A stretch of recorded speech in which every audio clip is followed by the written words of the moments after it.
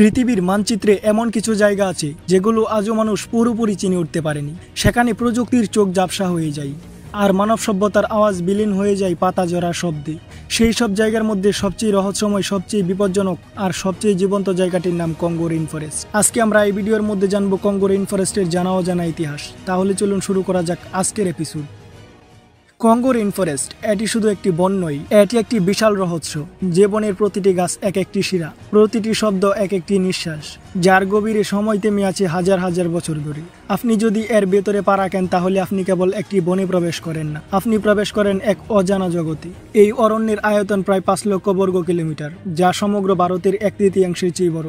এটি ছড়িয়ে আছে 6টি দেশের ভেতরে, কিন্তু সবচেয়ে বিশাল অংশটি পড়েছে কঙ্গো প্রজাতন্ত্রের মধ্যে। এখানে রয়েছে 10,000-এর বেশি উদ্ভিদ প্রজাতি, 400-এর বেশি স্তন্যপায়ী প্রাণী, 1,000-এর বেশি পাখি, আর হাজার হাজার এমন প্রজাতি যেগুলোকে মানুষ আজ পর্যন্ত নামই দিতে পারেনি। তবে সংখ্যায় এ বনের সবকিছু নয়। এ বন লুকিয়ে রেখেছে ইতিহাস, প্রাচীন মানুষদের পদচিহ্ন, হারিয়ে যাওয়া নগরী, অজানা ভাষা এবং এমন এক শক্তি যা মানুষকে ভয় পাইয়ে দেয়। বিজ্ঞানীরা বলেন কঙ্গো রেইন ফরেস্ট পৃথিবীর ফুসফুস, কারণ এটি প্রতিদিন 20 বিলিয়ন টন কার্বন শোষণ করে পৃথিবীর বায়ুমণ্ডলকে পরিষ্কার রাখে। তবে আদিবাসীরা বলেন এ বন আসলে এক জীবন্ত আত্মা। তারা বলে এই বন শ্বাস নেই।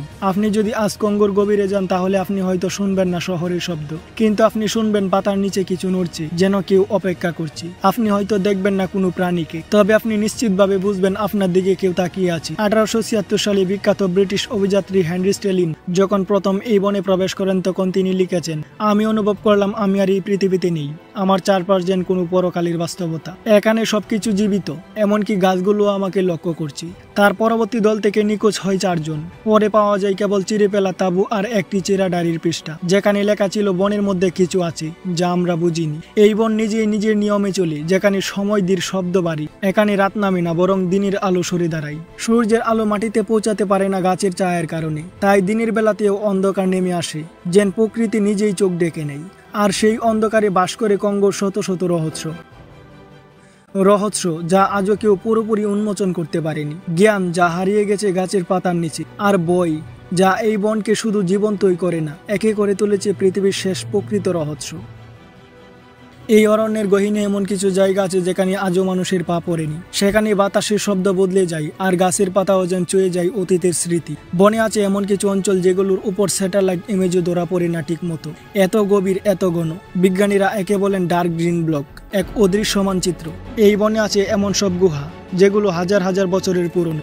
কোনো গুহায় আদিম মানুষের পদচিহ্ন, আবার কোনো গুহায় এমন শব্দ প্রতিধ্বনি করে যা ব্যাখ্যা করা যায় না। স্থানীয় আদিবাসী মুবতি জনগোষ্ঠীর কাছে এই বন পবিত্র। তারা বিশ্বাস করে বনের মধ্যে এক একটি গাছ এক একটি আত্মা। তারা বলে কেউ যদি এই বনকে অবমাননা করে তাহলে আর সে ফিরে আসে না। এ বনে দেখা যায় অকাপি নামক এক প্রাণী, যাকে বলা হয় জিরাফের ভাই।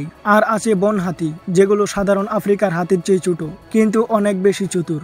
এই অরণ্যে এমন এক অজানা প্রজাতির সাপ ব্যাঙ চড়িয়ে আছে যাদের বিষ একবার শরীরে প্রবেশ করলে জীবন শেষ। আর আছে মুকেলি মোবেনবে, একটি রহস্যময় ডাইনোসরের মতো প্রাণী যার অস্তিত্বের প্রমাণ আজও মিলেনি। তবু স্থানীয়রা শপথ করে বলেন ওটা এখনো বেঁচে আছে। তারা বলে ওটা যখন পানির ভেতরে চলাফেরা করে তখন নদীর ধার থেমে যায়। আধুনিক প্রযুক্তি নিয়ে বহু গবেষক এ বনে প্রবেশ করেছে, কিন্তু তাদের অনেকেই ফিরেছে ভয়ঙ্কর অভিজ্ঞতা নিয়ে। কেউ বলেন তাদের ড্রোন হঠাৎ করে অচল হয়ে গিয়েছিল, কেউ বলেন তাঁবুর চারপাশে কিছু নড়াচড়া করছিল অথচ কোনো প্রাণী দেখা যায়নি। তবে এক সত্য সবার মাঝেই এক, এই বন আমাদের জানার আগ্রহকে পরীক্ষা নেই, আরও গভীরে যাওয়ার সাহসকে চ্যালেঞ্জ করে। 2005 সালের একটি অভিযানে ফরাসি ন্যাশনাল জিওগ্রাফি টিম কঙ্গোর গভীরে যান, একটি বিশেষ অঞ্চলে প্রবেশ করে। তারা বলেছিলেন সেখানে গাছের ঘনত্ব এতটাই বেশি ছিল যে একজন অভিযাত্রী চোখের সামনে নিজের হাত পর্যন্ত স্পষ্ট দেখতে পারছিল না। তাদের ক্যাম্পে বারবার শুনতে পাওয়া যেত দূর থেকে ভেসে আসা বাঁশি বাজানোর শব্দ। তবে আশ্চর্যের বিষয় হলো সেই বনে কোনো বাঁশির অস্তিত্ব ছিল না, আর সেই ধরনের শব্দ স্থানীয় ভাষাতেও অচেনা। এক রাতে দলের একজন বিজ্ঞানী হঠাৎ নিখোঁজ হয়ে যান। পরে তার ব্যাগ পাওয়া যায় গাছের ডালে ঝুলন্ত অবস্থায়, মাটিতে কোনো পদচিহ্ন ছিল না। এই ঘটনার পরেই পুরো দল অভিযান স্থগিত করে ফিরে আসে, আর তারা সবাই একই কথা বলেছিল, বনের ভিতরে কেউ আছে যারা আমাদের দেখতে পায়, কিন্তু আমরা তাদেরকে দেখতে পারি না।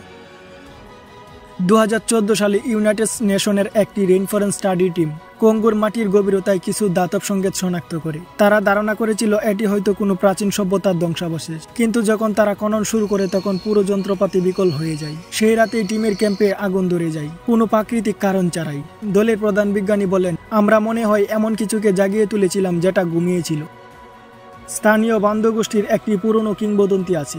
বনের গভীরে আছে এক নদী, যার জল লাল। সেখানে গেলে কেউ আর মানুষ থাকে না, সে হয়ে যায় বন। 2019 সালে ডাচ অভিযাত্রী ও ফটোগ্রাফার স্ট্যান হফম্যান, যিনি কঙ্গোর ছবি তুলতে গিয়েছিলেন, তার তোলা শেষ ছবিতে দেখা যায় গাছের পাকে দুটি চোখ জ্বলজ্বল করছে। ছবিটি তিনি অনলাইনে আপলোড করার 1 ঘন্টার মধ্যে পুরো অ্যাকাউন্ট সহ মুছে যায়। আরও 1 ঘন্টায় এক গাইড বলেন, একবার তিনি এক বিদেশি পর্যটককে নিয়ে যান এক প্রাচীন নিঃশব্দ উপত্যকার নামে জায়গায়। সেখানে পৌঁছানোর পরই হঠাৎ করে চারপাশ নিস্তব্ধ হয়ে যায়। পাখির শব্দ, বাতাস, এমনকি গাছের পাতা নড়াচড়া বন্ধ করেছিল। তিনি বলেন, হঠাৎ করেই সময় যেন আটকে গেল। আমি আমার ঘড়িতে দেখলাম সময় 3:12, কিন্তু 3:12তেই ঘড়িটা স্থির হয়ে থাকে 1 ঘন্টা ধরে। এইসব ঘটনা কোনো সিনেমার গল্প নয়, এগুলো নথিভুক্ত রিপোর্ট এবং বহু গবেষণার উল্লেখিত, কিন্তু কখনো ব্যাখ্যা করা সম্ভব হয়নি। এই কারণে কঙ্গো রেইনফরেস্ট শুধুমাত্র একটি প্রাকৃতিক বিষয়ক নয়, এটি এক জীবন্ত রহস্য যা মানুষের সাহস, বিশ্বাস আর উপলব্ধিকে প্রতিদিন চ্যালেঞ্জ করে।